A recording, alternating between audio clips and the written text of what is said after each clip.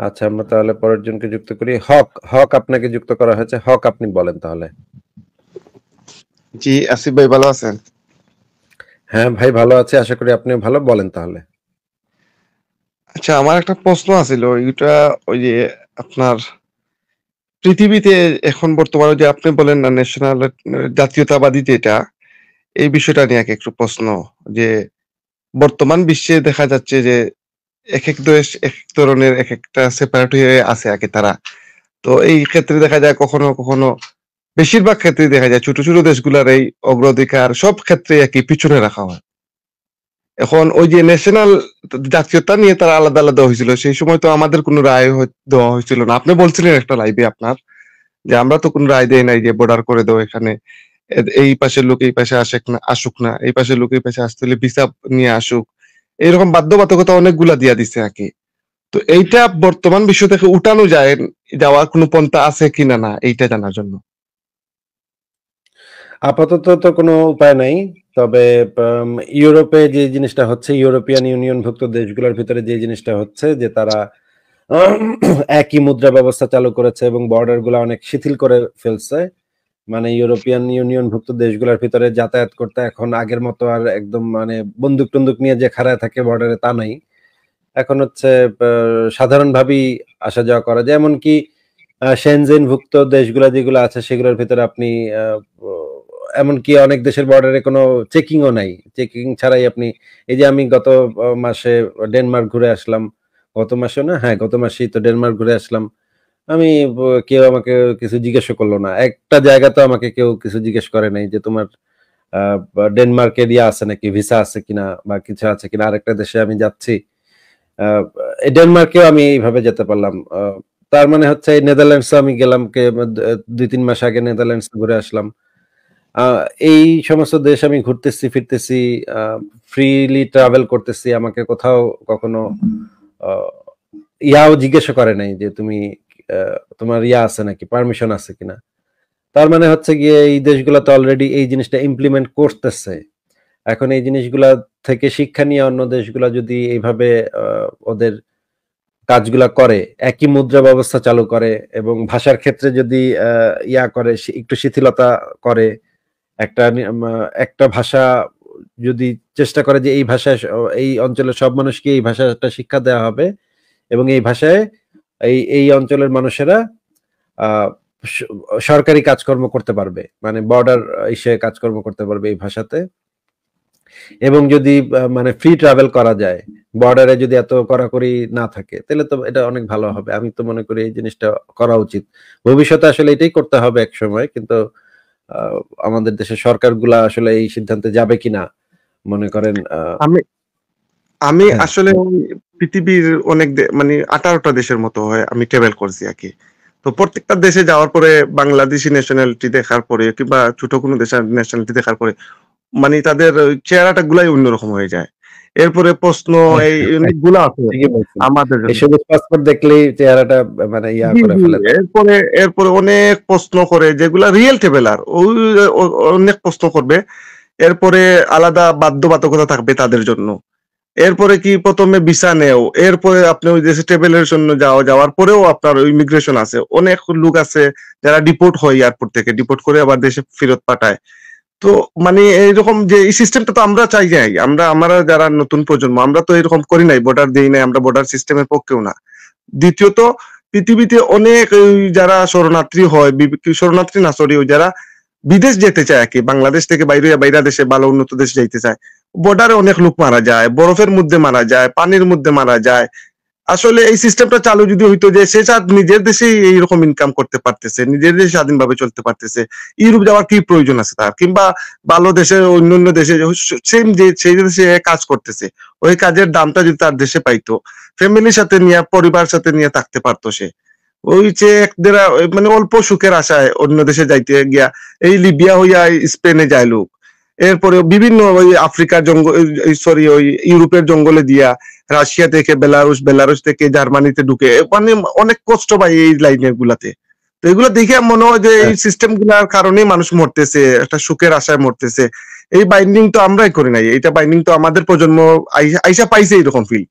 এখন এটা চেঞ্জ করা দরকার আসলে, আমি মনে করতেছি, কারণ আমি আমার জায়গা থেকে আমি সাফার করছি, দেখছি ওই অনেকগুলা দেশ দেখছি, দেখিয়া আমি বুঝতেছি যে এইগুলা চেঞ্জ করা দরকার আসলে। আপনিও বলছিলেন, আপনার একটা লাইভে শুনছিলাম, তখন আমার এই জিনিসটা আসলে আমার মাইন্ডের সাথে মিলছে আর কি, যে সবাই যদি এক ইকুয়াল হয়ে যেত, ইকুয়াল, তখন জিনিসটা আমার কাছে হ্যাঁ, আমার মনে হয় আর কি, আমি মনে করি। কিন্তু ভাই বাকি এর সাথে এটাও চিন্তা করতে হবে যে প্রত্যেকটা দেশেরই এই অধিকারটা আছে যে তাদের নিজেদের দেশের মানুষের নিরাপত্তা নিশ্চিত করা।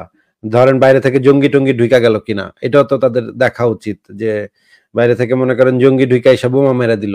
এই যে ভারতে যে ঘটনাটা ঘটছে, পাকিস্তান থেকে কিছু জঙ্গি ঢুকে হোটেল তাজে বোমা মানে এই আক্রমণ করে বসছে, জঙ্গি আক্রমণ করে বসছে। এখন এই টাইপের জিনিসও তো আসলে থামাইতে হবে, এবং সেটার জন্য আসলে সব দেশগুলোর এই বিষয়ে একমত হয়ে তারপর একটা ডিসিশনে যেতে হবে। কিন্তু এটা তো অনেক লং টার্মের বিষয়, অনেক আন্তর্জাতিক পলিটিক্সের বিষয়, অনেক কিছু এটার সাথে জড়িত। আপাতত এরকমের কিছু হবে বলে আমার তো মনে হয় না। হয়তো ভবিষ্যতের দুনিয়া এরকম হবে যে এই বর্ডার গুলো আস্তে আস্তে শিথিল হয়ে যাবে, আস্তে আস্তে একবারে যে বর্ডার উঠা যাবে এটাও আশা আমি করি না। একটা সময় হয়তো আস্তে আস্তে একটু শিথিলতা আসবে বর্ডার গুলোর ভিতরে, মানে উত্তেজনাটা কমবে, এই বর্ডারের উত্তেজনাটা কমবে, এবং আস্তে আস্তে আরো শিথিল হবে, ঠান্ডা হবে পরিস্থিতি। তারপরে হয়তো আরো অনেক বছর পরে হয়তো মানুষ ফ্রিলি যাতায়াত করতে পারবে, যে তখন আর ভয় পাইতে হবে না অমুক দেশে গেলে মানে মেরে ফেলবে কিনা, এই ভয়টা পাইতে হবে না। সেটা আরো অনেক মানে দূরের বিষয়। ঠিক আছে এখন হক ভাই, আর কি কিছু বলবেন আপনি? জি, একটু এখন পার্সেন্টেজ হিসাবে যখন টেরোরিস্ট বলেন আর যারা জঙ্গিবাদী আছে, তাদের পার্সেন্টেজ, আর যারা ভালো আছে, যারা এইরকম জঙ্গিবাদীদের মধ্যে যুক্ত না, কোনো জাতের টেরোরিস্ট গ্রুপে নাই, তাদের কত সমান চোখে দেখা হয়। যেমন আজ পাকিস্তান থেকে যদি কোনো একটা নাগরিক, আমি বাইরে এখনো বাইরে দেশে আছি, কিন্তু পাকিস্তান কিন্তু থেকে একটা নাগরিক, হক ভাই টেরোরিস্ট কিনা এটা বুঝবে কিভাবে? মনে করেন 100 জনের ভিতরে একজন টেরোরিস্ট ঢুকে গেল, ওই একজনই তো একটা বোমা মারলে তো মনে করেন 5,000 লোক মেরে যাবে, তাই না? তাইলে তো মানে ওই 100 জনের ভিতরে যদি একজন যে টেরোরিস্ট আছে এটা তো আইডেন্টিফাই করতে হবে। এটা তো একটা রাষ্ট্রীয় নিরাপত্তার বিষয়। এই জিনিসটা তো মানে একটা রাষ্ট্রের তো এই অধিকার আছে যে তার দেশের জনগণ যেন সুখে থাকে, নিরাপদে থাকে, এই জিনিসটা নিশ্চিত করা। এটাও তো দেখতে হবে। হুটহাট করে যদি একটা জঙ্গি ঢুইকা পড়ে তাহলে তো একটা প্রবলেম হয়ে যাবে। এইজন্য বইসা একসাথে বসে আ ধরেন জাতিসংঘ থেকে একটা রুলিং দেয়া হইলো। সেই রুলিং এ সব দেশগুলা সম্মত হয়ে তাদের যে নিরাপত্তা, তাদের যে জঙ্গিবাদ দমন, উগ্রবাদ দমন, এই জিনিসগুলা যদি ঠিকঠাক করতো তারা, তখন আর কি এই জিনিসটা আস্তে আস্তে অন্য দেশগুলার ভিতরে একটা সম্পর্ক যদি তৈরি হয়, বিভিন্ন দেশের ভিতরে একটা রাষ্ট্রীয় সম্পর্ক যদি তৈরি হয়, তখন আর কি এই দিকে যাওয়া যাবে। কিন্তু এর আগে হুট করে যাওয়ার মতো কোনো উপায় নাই, আপাতত কোনো উপায় নাই। বুঝছি। এখন যারা যে জায়গায় জন্মেছে সেই জায়গা থেকেই তার সাফার করতে হবে এগুলাই নিয়ে। আর পরবর্তীতে যদি কখনো পৃথিবী এরকম হয়, একমত হয়, তখন এটা হইতে পারে আগে এরকম। হ্যাঁ, ঠিক আছে হক ভাই, আর কি কিছু বলবেন আপনি? আর তো কিছু বলা নাই, একটা কথা বলার ছিল, একটু 1 মিনিট আপনার সময় নিব। ওই যে গত লাইভটা দেখছিলাম আপনার, গত লাইভে ওই একজন লোক আপনার সাথে যুক্ত হওয়ার পরে আপনি বলছিলেন সংশয়.com এ নাকি কি কি মিথ্যা লেখছেন। এরপরে উনি হ্যাঁ, অনেক সময় এটা নিয়ে অনেক কিছু বলতে বলতে আপনারা বলছেন আলটিমেট যদি এটা আমার কথা সত্যি হয়ে যায় আপনারটা, তাহলে তো ওই নবী মোহাম্মদের উপরে ওইটা চলে যাবে কথাটা। এই উনিও এতটা না পেঁচাইছে ভাই। আসলে আমি বলি, আপনারা ওই যে শিশু বিবাহ, এরপরে অনেকগুলা ইস্যু নিয়ে কথা বলেন, এসব গুলা যদি ফেয়ার কোন মুসলিম হয় নির্দ্বিধায় মানতে হবে, কারণ কোরআন হাদিসে এগুলা আছে। আর আমি স্টিল বলবো আপনাকে, আমি অনেক ধার্মিক লোক ছিলাম। ওই আপনার লাইভ দেখছি, অনেকগুলা দেখতে দেখতে দেখছি মিলাইয়া, যদি আপনি সত্য বলতে চান আর সত্য বলতে পারেন, তাইলে স্টিল এইগুলা হাদিসে লেখা আছে, এইগুলা হ্যাঁ করছেন নবী, স্বীকার কইরা আপনি ইসলামকে ফলো করতে হবে। আর যদি ওই যে উনি যেরকম তেনা পেঁচায় আর উগ্র মিজাজ নিয়ে রাগারাগি করে, সাথে সাথে আপনি একটা বললেন না, উনি একটা কথার উপরে কথা বলতে হবে, বইলে কথারে দামাইতে হবে, এরকম করে অনেকে দেখছি। গত লাইভে উনি চাইলে পারতো আপনার সাথে কথাটা কন্টিনিউ করতো, অনেকে দেখতে চাইছে, অপেক্ষা করছে, উনি আর এই সুযোগটা দেয় নাই আর কি। আর আপনাদের লাইভ গুলা হ্যাঁ, দেখি আমরা তো আমি তো একটা ফেয়ার ডিল দিছিলাম, তাই না? আমি তো একটা ফেয়ার ডিল দিছিলাম যে জি আমি জি জি এটাও বলে দিলাম যে যদি আমি ইচ্ছাকৃতভাবে এডিট করি কোনো হাদিস, যদি এডিট করে থাকি তাহলে আমি ভিডিও অন করে কানে ধরে 10 বার উঠবোস করব। ভাই এর থেকে ভালো ইয়া কি আর কেউ দিতে পারবে? মনে করেন এত এরপরে ভালো আপনার উনি উনি এই সময় চিন্তা করছে, আমার মনে হয় উনি চিন্তা করছে আপনারা ওই টাইপ গুলা যে টাইপিং করে রাখছেন যে কম্পিউটারে, ওইটা আবার টাইপিংটা মুছাইতেছেন, আবার নতুন করতেছেন, উনার ভিতরে ওইটা কাজ করতেছে যে উনি আপনারা নাকি ওইটারে আবার ওই যেরকম আছিল উনি স্ক্রিনশট রাখতেছে, এইগুলা রাখতেছে। হ্যাঁ, হ্যাঁ। আসলে আপনি তো সে এরকম যদি করবেন না। যদি আপনার লেখাটা ভুল হয় আপনার সাথে তো স্বীকার করবেন, আগেও বলছেন। মুশফিক মিনার ভাই একবার আপনাকে এরকম একটা ভুল ধইরা দিছিল, কি রকম হ্যাঁ, একটা, আপনি ওটা আবার স্বীকার আসছেন সাথে সাথে। সাথে কোনো সমস্যা নাই। যে কেউ আইসা যেকোনো তবে মানে প্রত্যেকদিন আইসা যদি একেকজন এইভাবে বলতে থাকে যে, ভাই আপনার ওই এলাকায় ভুল আছে, এই জায়গায় ভুল আছে, এই জায়গায় ভুল আছে।" আমি কি সাথে সেগুলা মানে ইয়া করতে যাব নাকি তার সাথে? তারও না তো একটা কাফারার ভিতরে পড়তে হবে, তাই না? সে হ্যাঁ, যদি একটা মিথ্যা কথা বলে আমার নামে, তাইলে তারও তো একটা কাফারা দেওয়ান লাগবে নাকি? আপনি তো কাফারার পরে লাস্টে ওই আপনার সাথে মনে হয় ফারাজান ভাই আছিলেন, উনি না আরেক ভাই ইকবাল আছিলেন, ভাই সরি, ছিলেন। ইকবাল উনি ভাই। উনি একটা সুযোগ, ইকবাল ভাই বলছিলেন যে ভাই অটোমেটিকলি তো আপনার কথা যদি সত্য হয় না তাইলে তো নবী মোহাম্মদের উপর এটা পড়ে যায় অটোমেটিকলি, তাইলে এটা হ্যাঁ, আপনি হ্যাঁ। স্বীকার আসতে উনি চাইলে পারতো কথাটারে কন্টিনিউ করতো। আর উনি বুঝছি চিন্তা করতেছে আপনারা মনে হয় ওই জিনিসটা আপনি ডিলিট করে ফেলবেন নাকি ওইটারে বদলাই ফেলবেন কথাটারে, উনি ভাই স্ক্রিনশট ইন্টারনেট নিতেছে, থেকে উনি বারবার দেখতেছে ইন্টারনেট ওইটা যে থেকে আমি দেখতেছি। ভাই ইন্টারনেট জি থেকে কোনো কিছু এভাবে মানে যদি এডিট করে তাইলেও কিন্তু সেটার একটা মানে এভিডেন্স থেকে যায়। হ্যাঁ, আপনি কিন্তু ওই জায়গাতেই আপনি এভিডেন্সটা কিভাবে বাইর করতে হয় সেটা আমি আপনাকে আপনাদের সবাই পরে একসময় শিখাই দিব। যে কেউ যদি হুম। এডিটও করে পরে এটাও কিন্তু বাইর করান যায়। হ্যাঁ, কোন জায়গায় কোন জিনিসটা এডিট করছে সে পরে এটাও বাইর করা কিন্তু ২ মিনিটের কাজ। হ্যাঁ, এত মানে ইয়া না। মানুষ এডিট করে উল্টায় ফেলবো এত সহজ না কিন্তু। হ্যাঁ, ওই তো এডিট যে উনি একটা করছে এটাও কিন্তু বাইর করান যায়। জি, উনি একটা মানে স্ক্রিনশটও রাখছে ওটার রেফারেন্স চেক করার জন্য, যাতে এই এখন আপনি ওপেন করলে উনি বুঝতে চাচ্ছে যে ওপেন করলেই ধরা খাই যাবেন আপনি, আর আমরা বুঝতেছি যে এটা পড়ছি, আমি এই লেখাটা পড়ছি, এরকম কিছু নাই, এরকম আপনি যেরকম লেখছেন এইরকম, শুধু চাচ্ছিলাম যে উনি কথাটা কন্টিনিউ করে সামনে চলে যাবে আর ওই এভিডেন্সটা দেখবে।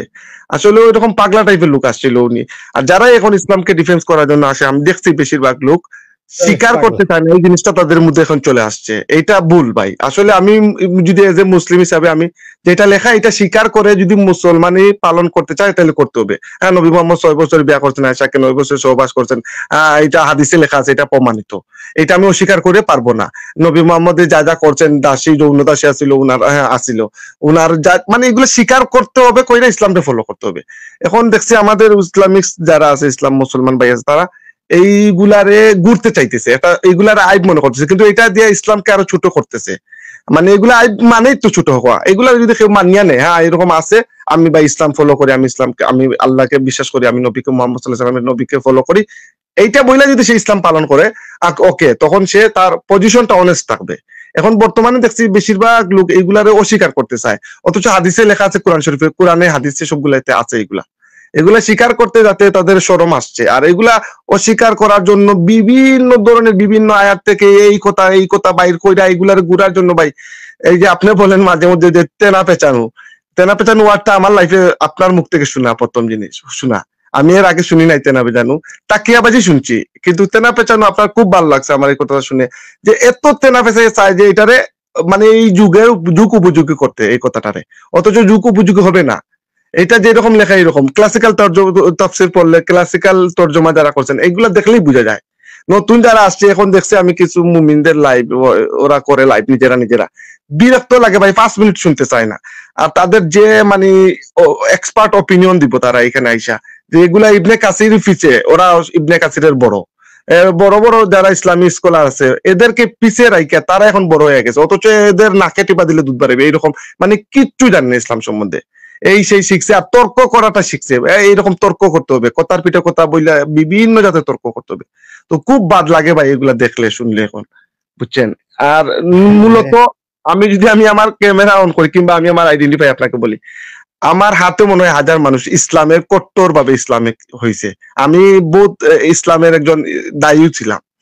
ইভেন তো আমি এই অবস্থা থাকা অবস্থায় আমি মানে যাদেরকে শিখাইছি ইসলাম, এখন তাদের সাথে এই বিষয়ে কথা বললে, নাস্তিকবাদ নিয়ে কিংবা এই আপনাদের যুক্তি নিয়ে কিছু কথা বললে, এরাও আমাকে এখন বালা পায় না, এরাও আমাকে বলে যে না, আমার হাতে যারাকে গড়ছি আর কি, সেও এখন আমাকে আমার কথা নিতে চায় না। এখন আমার নিজের আফসোস লাগে যে এত লোক কেনে আমি আমি মনে করতেছি ধ্বংসের দিকে নিয়ে দিছি। আমি আমি আমি আমার জায়গা থেকে বুঝছি যে ধ্বংসের দিকে এদেরকে নিয়ে ঠেলিয়া দিছি। এখন এই ধ্বংসাত্ম থেকে কেমনে তাদেরকে ব্যাক করব কিংবা কেমনে তাদেরকে বেকে নিয়ে আসবে এই সুযোগটা আমি পাচ্ছি না। আমি আমার খুব ক্লোজ মানুষের সাথে যাদেরকে আমি ইসলামিক বানাইছি তাদেরকে এখন বললে তারা আমার মানে অন্য চোখে চায়, এক কথায় কথাটা বুঝতে চায় না, নিতে চায় না। আর আমি আমার জায়গা থেকে আপনাকে অনেক আগে দেখার পরে এইটা ডিসিশন নিছি না। দেখার পরে আমাকে বলা হয়েছে এদের ভিডিও দেখবেন না, এদের ভিডিও দেখলে এই হবে সেই হবে। আপনার যখন 2-3টা কথা শুনছি যে আমি আমার জায়গা থেকে যে প্রশ্নটা আমি আপনি বললেন না যে এইরকম বলছি, আমি বলার পরে শেষ না না, এইটা আপনার যুক্তি এইরকম, অন্য কারো তো যুক্তি আসতে পারে। এই যুক্তিগুলা মাথা খাটাই যে একটা ব্যক্তি সাধারণত মাথা খাটাইলেই সে ইসলামের জন্য বলে যাবে আর কি, যে ইসলামটা কি আর আসলে আপনারা বলতে চান কি, তখন বুঝে যাবে সাথে সাথে। একটা পয়েন্ট আছিল যে আপনারা ওই আপনাদের লাইভে বেশিরভাগই বলেন দেখছি যাদেরকে ওই মুমিন যারা থাকে মুমিন বলেন, অথচ মুমিন একটা তো একটা প্রাউড ফিল নাও মুমিন। এখন দেখছি মুমিন তারা শুনলে তাদের মনে হয় অ্যাসিড পড়ে গেছে শরীরে, জলে তাদেরকে কোন ব্যক্তিরে মুমিন বললেন আপনারা, তখন ওরা বুঝে মনে হয় আপনারা অনেকে ব্যঙ্গ করতেছেন। অথচ মুমিন তো মুসলমানের মধ্যে মুমিনের উপাধিটা বড় বড় থাকে। এখন মুমিন নামটা একটা গালিতে পরিণত হয়ে গেছে, এরকম মনে হয় ভাই। হ্যাঁ, আসলে মুমিন তারাও এখন ফারাজ ভাই, আমি একটা জিনিস খেয়াল করলাম, একদিন একটা মুমিনদের লাইভ আমি ঢুকে পড়ছি, একজন লিঙ্ক পাঠিয়েছে, ঢুকে পড়ছি, তারা দেখি একজন আরেকজনরে মানে গালি দিচ্ছে মুমিন বইলা, মানে এক মুমিন আরেক মুমিনরে গালি দিচ্ছে মুমিন বইলা, এই বেটা তুই তো মুমিনের মতো কথা কস। এটা কি বলেন ভাই, সিরিয়াসলি? সিরিয়াসলি আমি লিসেনার হিসাবে ভাই আমি বলতেছি, সত্যি আমি নিরপেক্ষ কথা বলতেছি, লিসেনার হিসাবে বলতেছি, মুমিন শব্দটা এখন মনে হয় গালিতে রূপান্তরিত হয়ে গেছে। যদি আপনারা যখন বললেন ভাই মুমিন ভাই, ফারাজ ভাই কখনো রাগ করে বলেন এই সরি ফারাজ ভাই না, ওই মাতব্বর আজাদ অভিজিৎ ভাই বলতেন এই মুমিন এই মুমিন, এই মুমিনটা শুনলে ভাই মনে হয় এদের শরীরে মানে অ্যাসিড পড়ে গেছে, এরকম চলে। ঠিক আছে ভাই, তাহলে ভালো থাকেন হক ভাই। আর কি কিছু বলবেন?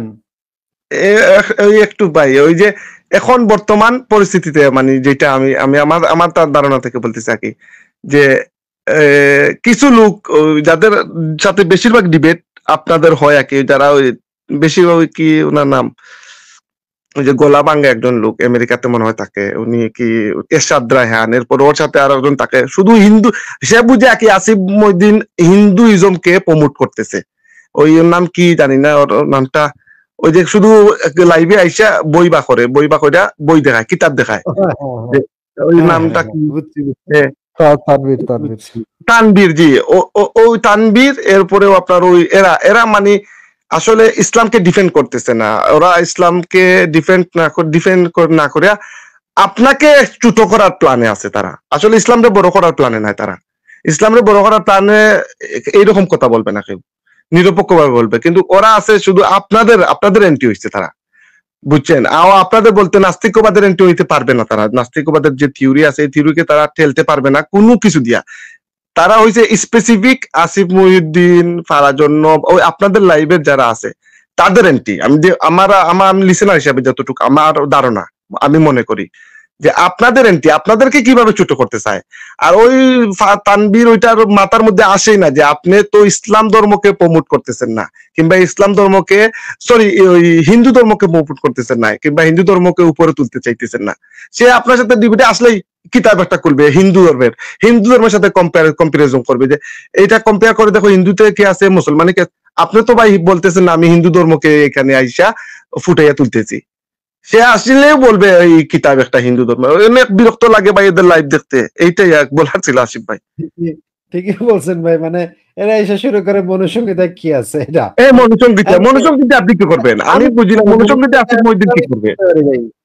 আমার কি ভাই মনুসংহিতা তো আছে, তা আমি কি করবো এটা দিয়ে ভাই? একটা লাইভে তাদের লাইভে গিয়ে আপনি দেখছি একদিন বলতেছেন এইরকম সে মনুসংগীত খুলছে, আপনি বলতে আমি এই সময় আমি যদি যুক্ত হইতে পারতাম বলতাম রে ভাই আসিফ মহিউদ্দিন ওই মনুসংগীত কি করবে, সে তো মনুসংগীতেও গালি দেয়, মনুসংগীতেও ভুল, মনুসংগীতটাও রং, এটা প্রমাণ করতে চায়। তুমি তার সাথে তার দেওয়া রং জিনিস নিয়ে কিভাবে জিততে পারবা? সে আসিফ মহিউদ্দিন তো সেটারও রং বলে, খ্রিস্টান পৃথিবী যত ধর্ম আছে সব ধর্মের কিতাবগুলারও সে রং বলে। এখন সে আইসে আপনার সাথে বসলেই মনুসঙ্গীত, সে মনে করে আমি যতটুকু ধারণা করি সে মনে করে মনে হয় আপনি হিন্দু ধর্ম থেকে হিন্দু ধর্মর প্রতিনিধি হিসাবে আসছেন, এইরকম মনে হয় সে মনে করে আপনাকে। এই জিনিসটা তাদের মাথায় আসে না, আমি দেখছি যে আপনারা বলতে চান কি হক ভাই, এই জিনিসটা মনে করার কারণটা কি আমি তো বুঝি না। এইটা ভাই আমি বুঝি না, তার মনে হয় তার জ্ঞানের অভাব না হয় কি জানি না ভাই, এটা বুঝতে পারতেছি না আমি। ওটা সে যদি একটু শুনে লাইভ আপনার শুনলে বুঝতো। ইসলামে তো হিন্দুদের প্রতি একটা আলাদা ধরনের ঘৃণা আছেই, হিন্দু পৌত্তলিকাদের প্রতি একটা আলাদা ধরনের ঘৃণা, সেটা ইসলাম ধর্ম ছড়াই। তো তারাও জানে যে তাদের দর্শকদের মধ্যে হিন্দু ধর্মদের মধ্যে মানে হিন্দু ধর্ম নিয়ে কিছু বললে তারা ওই ইয়েটা পাবে যে তারা হিন্দু, তারা নাস্তিক না, এক্স মুসলিম না, ইসলাম ধর্ম ত্যাগ করছে না, তারা আসলে হিন্দু, তারা প্রোপাগেট চালাচ্ছে, ইসলামের বিরুদ্ধে প্রোপাগেট চালাচ্ছে। যেমন আমাকে বলছিল আমিও হিন্দু ধর্ম থেকে আসি, আমার সম্পর্কে কেউ জানে না, কিছু না, বাট বলতেছে আমি হিন্দু ধর্ম থেকে আসি। তো তাদের এই ইয়েটা আছে, টেন্ডেন্সিটা আছে, যদি আমি হিন্দু বানাইতে পারি তাহলে অডিয়েন্সের চোখে সে এমনিতে গ্রহণযোগ্য না। এই গ্রহণযোগ্যতা কমানোর জন্য তারা ইনফোর্স করে যে আমাদের উপর যদি হিন্দু ধর্ম চাপা দেয় তাহলে অলরেডি আমাদের ইয়ে শেষ, মানে অলরেডি আমাদের গ্রহণযোগ্যতা শেষ, এরকম হচ্ছে তার চিন্তাধারা। আর তার আরেকটা চিন্তাধারা হচ্ছে যে আহ আমাদের ধর্ম বর্বর হইলেও হিন্দু ধর্ম এর থেকে বর্বর। এইটা যদি আমি প্রমাণ করি যে হিন্দু ধর্ম আমার ধর্ম থেকে খারাপ, তাহলে আমার ধর্ম সত্যি ধর্ম হিসেবে প্রমাণিত হয়ে যাবে। এই হচ্ছে তাদের মেন্টাল অবস্থা আর কি। তো ওইখান থেকে আমি যেটা বলতেছি ভাই, হাসিফ ভাই এগুলা ক্লিয়ার করছেন, আপনারাও করছেন যে আমার হাগুর গন্ধ কম, ওর হাগুর গন্ধ বেশি, হাগু তো হাগুই, এইটা দিয়ে পারবে না তারা। আপনারা যদি লাইভে একটা কেউ কোনো মানুষ একবার দুইবার নিরপেক্ষ ভাবে শুনে আপনারা কি বলতে চান সাথে সাথে বুঝে ফেলবে, কিন্তু ওদের নিরপেক্ষ ভাবে বুঝে শুনে নাকি কি করে জানি না, আপনারা বলতে চান কি এইটা তারা বুঝতেই পারতেছে না এখন পর্যন্ত। আমি জানি না কেন, আমি জানি না, মানে দেখছি আপনাদের উদ্দেশ্য কি, আপনারা কি বলেন, আপনারা কি বলতে চান, এটা তো নিরপেক্ষ ভাবে দুইবার শুনলে এই ভিডিওটা যে কোনো ব্যক্তি বুঝতে পারবে, যে কোনো ব্যক্তি। এখন তারা বুঝতেছে না এতদিন থেকে, তখন আমার মাইন্ডে আসছে ওই আপনি যে প্রথমে বলছেন তারা আপনাদেরকে হিন্দু ক্যাটাগরিতে ফালাই আপনাদের একটা মানে দেখাইবে যে ওরা নাস্তিক না, ওরা হিন্দু। যেমন আমাদেরকে অ্যাড্রেস করে হক ভাই, আমাদেরকে তারা অ্যাড্রেস করে, ধরেন আসিফ ভাইকে অ্যাড্রেস করতে গেলে আসিফ ভাইকে বলবে আসিফ দাদা, আমাকে অ্যাড্রেস করতে হবে ফারাজ দাদা। প্রথম যে তার মানে সে ভাই বলবো না, দাদা বলবে, যেন সে দর্শকদেরকে বুঝাইতে পারে সে হিন্দু ধর্ম থেকে বিলং করে। তো এই হচ্ছে তাদের টেন্ডেন্সি। আমাকেও যখন আগে দাদা বলতো আমি তাকে নাতি বলতাম, বা দা বললে আমি তোকে চাপাতি বলতাম, যেন তার আমি জানি না, আমার ধারণা এটা, আমার মনে হয় আপনাদের সাথে যারা যারা ডিবেট করছে প্রথমে, ওই যে আরেকজন আছিল ওই দেখা যায় না চশমা ফরিয়া, যে ওই যে আসিফ ভাইকে বলছিল আসিফ মহিউদ্দিন এক্সপোজ হয়ে গেছেন, কি বলছিল নামটা, একটা প্রথমে ডিবেট করছিল M K Hasan, G M K Hasan কিংবা মুশফিক মিনার কিংবা যারা আছে আপনাদের সাথে দেখছে হাতে গোনা 10-12 জনই আসে আর ডিবেট করে, এরা সবাই নাস্তিক ভাই হয়ে গেছে। আমি জানি, যত আমার মনে হয় আই থিঙ্ক তারা ভিতরে, কিন্তু আপনাদের প্রতি একটা তাদের দুঃখ আছে, আপনারা তাদেরকে দাঁত ভাঙ্গা জবাব দিছিলেন লাইভে আইসা, এই দাঁত ভাঙ্গা জবাবটা এখন পর্যন্ত বলতে পারতেছে না। ভিতরে কিন্তু তারা নাস্তিক, আর উপরে তারা কিন্তু আপনাদের সাথে ডিবেট করে ফাইট করে চলতেছে। আর আরেকটা জিনিস হয়েছে, তারা কর্মক্ষেত্রে বর্তমানে তাদের সাথে যারা খুব ক্লোজ আছে, এরা তাদের আচরণে অনেক মানে পরিবর্তন পাইবে, আমি 100% শিওর আছি।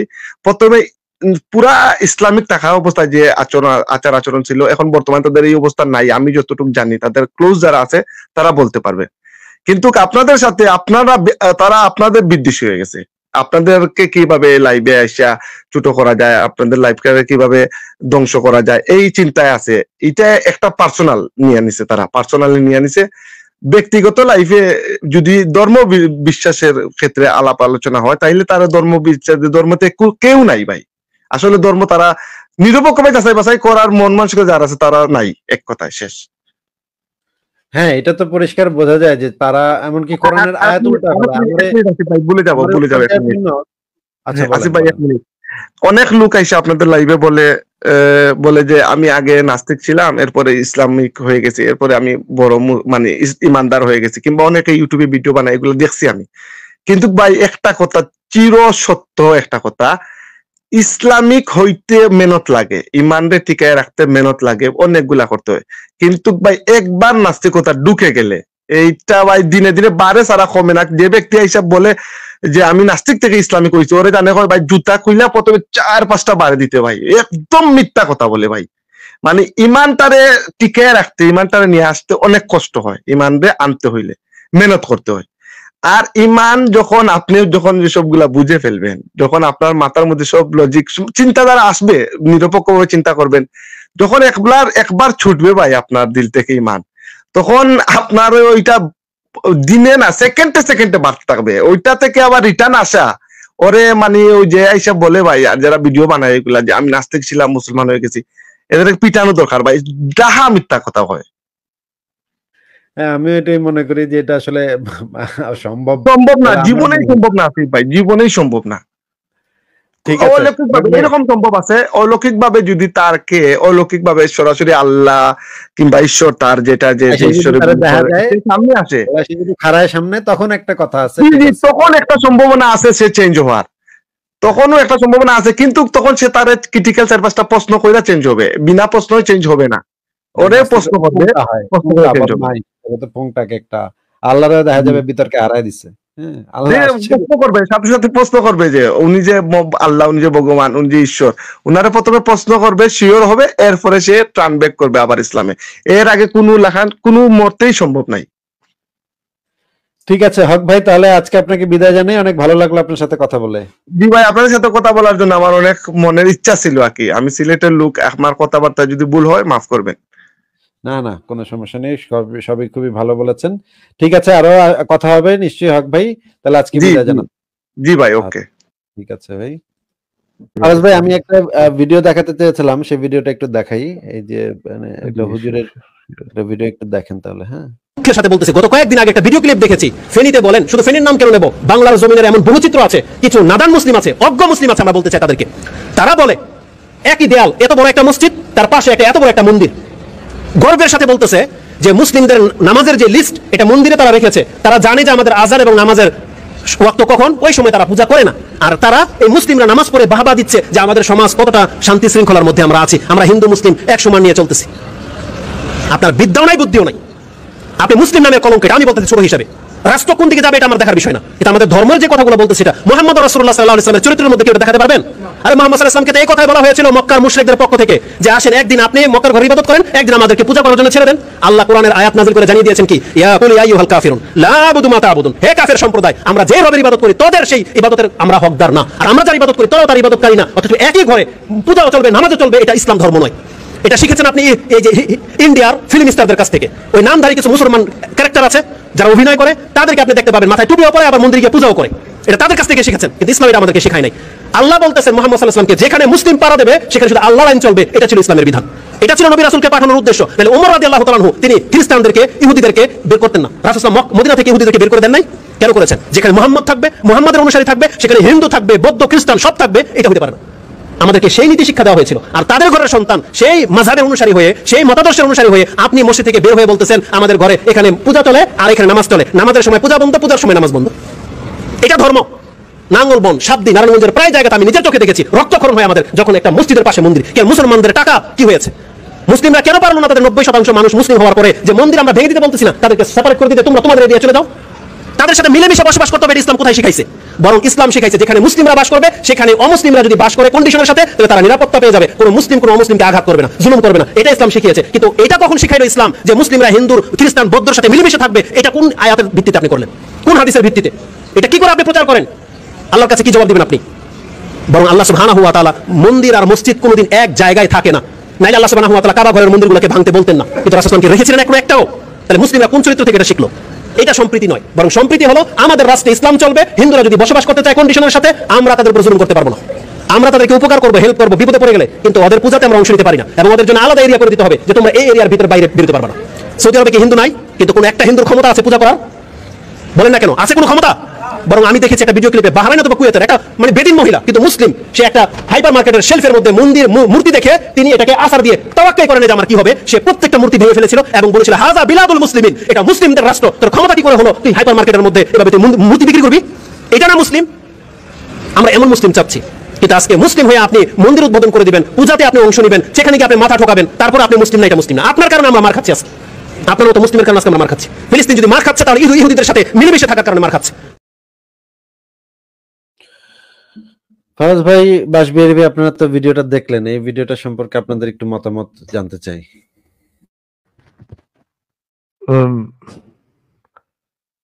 ভাই তাকে তো রাষ্ট্রীয় পুরস্কার দেওয়া উচিত।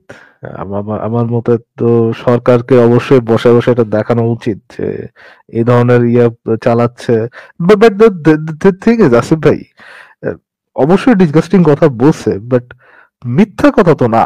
মানে আলটিমেটলি কি মিথ্যা কথা আছে ভাই? মানে যা বলছে সব তো সত্য।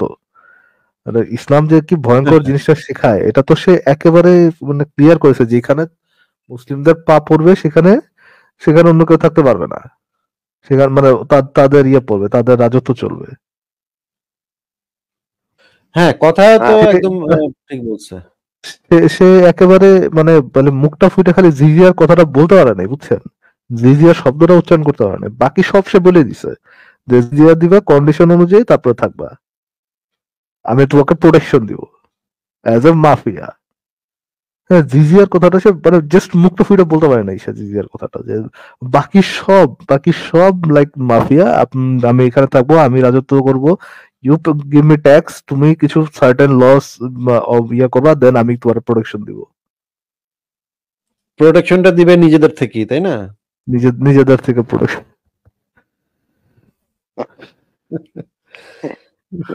নির্মম সত্যি কথাটা বলেছে। হ্যাঁ, বাসবিহারী ভাই বলেন আপনি। আমি অবাক হব না যদি ধরেন সে তারা যদি পুলিশ যদি ধরে নিয়ে যায় বা কেউ ঝামেলার মধ্যে পড়ে, এরা মুমিনরা নাস্তিক ত্যাগ দিতে করবে না। কত টাইপের যে মুমিন আছে ভাই, এরা নিজেরাই আঘাত করবে, আবার নিজেরা এসে যাদেরকে আঘাত করা হয়েছে তাদের কাছে যে ভিকটিম কার্ড প্লে করবে, যে কয়েকজন করছে সবাই করেনি, সবাইকে বলতে পারবো না। এরা কিন্তু যারা অ্যাটাকার্স তাদের কাছে যা বলবে না দিস ইজ নট ইসলাম, এই কথাটা কিন্তু কখনো বলবে না।